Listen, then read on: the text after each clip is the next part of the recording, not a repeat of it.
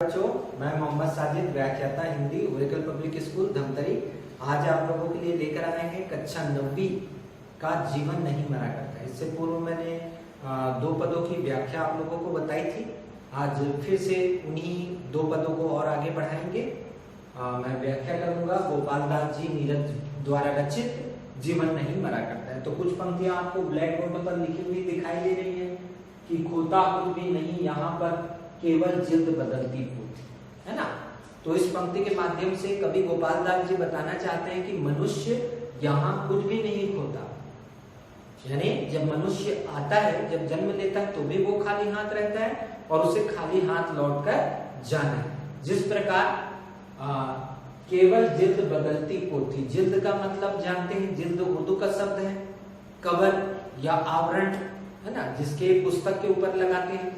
जब जिल्द पुरानी हो जाती है तो जिल्द को क्या करते हैं, बदल देते हैं और उसके ऊपर नया जिल्द लगा देते हैं, है ना। किंतु पुस्तक वही रहता है। फिर आगे की पंक्तियों में कह रहे हैं, जैसे रात उतार चांदनी पहने सुबह धूप की धोती। जैसे कि चांदनी जो है निशा काल बीत जाने के बाद, रात बीत जाने के बाद एक सुबह, नई सुबह होती है जिसमें धूप का पोशाक धारण कर वो क्या होती है, नए रूप लेकर आती है ना।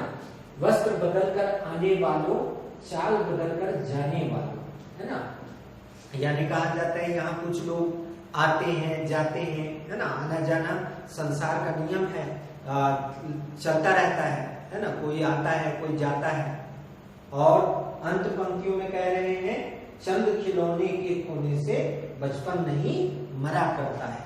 अर्थात अगर किसी बच्चे के कुछ खिलौने टूट जाते हैं तो उसके पास तो खिलौने हैं, वो और खिलौने से खेल सकता है। इसलिए कुछ खिलौने से चंद मतलब कुछ खिलौने के टूट जाने से बचपन नहीं मरा करता है। तो ये इसकी व्याख्या रही। इसका विशेष देखिए बतलाया गया कि संसार के परिवर्तन नियमों का वर्णन है। संसार क्या होते रहता है, परिवर्तित होते रहता है। उसका वर्णन इन पंक्तियों के माध्यम से कवि ने किया है। ये इसकी व्याख्या पूर्ण हुई। अगले पद में देखेंगे, लाखों बार गगरियां फूटी सिकन न आई पनघट पर। इसका क्या कहना चाहिए, उत्थान और पतन के बारे में वर्णन किया गया है ना। और संसार के परिवर्तन के नियम बताए गए कि संसार कैसे परिवर्तित होते रहता है ना। तो जैसे कि यहाँ पर प्रथम पंक्ति में लिखा है, लाखों बार गगरियां फूटी सिकन न आई पनघट पर। आपने देखा है कि पनघट पर हजारों महिलाएं रोज क्या करती हैं, पानी भरने जाती हैं और उस पनघट पर उनकी मटकियां क्या हो जाती हैं, टूट जाती है ना।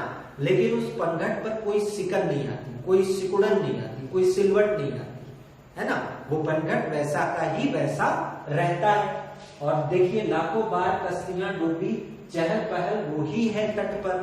कई बार ऐसी होती कश्तियां, यहाँ पर कश्तियां शब्द बतलाया गया है। कश्तियां जो शब्द है, कश्ती जो है उर्दू का शब्द है ना। तो हजारों बार नदियों में क्या होता है, कई नाव डूब जाते हैं। हजारों बार नदियों में कई नाव डूब जाते हैं, लेकिन उन नदियों में नाव डूबने से वो नदी का स्वरूप नहीं बिगड़ता, नदी वैसा ही रहता है। और फिर अगली पंक्ति में क्या कह रहे हैं, चहल पहल वो ही है तट पर। वहां लोगों का आना जाना लगा रहता है, वैसे ही चहल पहल रहती है। अगले पंक्ति में क्या बतलाया गया, कम की उम्र बढ़ाने वालों, ऐसे लोग जो अंधकार को बढ़ावा देना चाहते हैं, विघ्नता लाना चाहते हैं, अच्छे कामों में बाधा डालते हैं, है ना।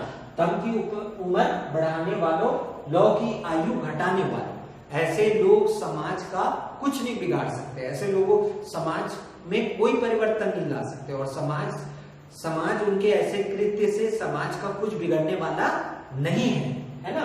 और फिर क्या बतलाया गया है, लाख करे पतझड़ कोशिश पर उपवन नहीं मरा करता है। यहाँ पर बतलाया गया है कि जैसे कि पतझड़ कई बार कोशिश कर ले, लेकिन वो उपवन का, किसी छोटे उद्यान का कुछ नहीं बिगाड़ सकता, क्योंकि ये प्राकृतिक सत्य है। क्योंकि पतझड़ आना है और पतझड़ को जाना है, फिर से वो प्रकृति अपना रूप ले लेती है। अर्थात प्रकृति क्या है, परिवर्तनशील है। वो क्या रहती है, परिवर्तन करती रहती है अपने, है ना। तो क्या बोलना चाहिए, पतझड़ के आने से उपवन पर कोई प्रभाव नहीं पड़ता। यहाँ पर आप देखेंगे विशेष में लिखा गया है प्रतीकों का सुंदर प्रयोग, है ना, प्रतीकों का सुंदर प्रयोग। क्या प्रतीकों का प्रयोग किया गया है, यहाँ पर देखें, यहाँ पर आपके कस्बियां, है ना, लौ की आयु, लौ मतलब प्रकाश, तो कौन लौ की आयु को घटाता है, निराशावादी लोग दूसरे को निराश करते हैं। इस पद में बतलाया गया है कि समाज का उनके ऐसा करने पे कोई प्रभाव नहीं पड़ता, है ना।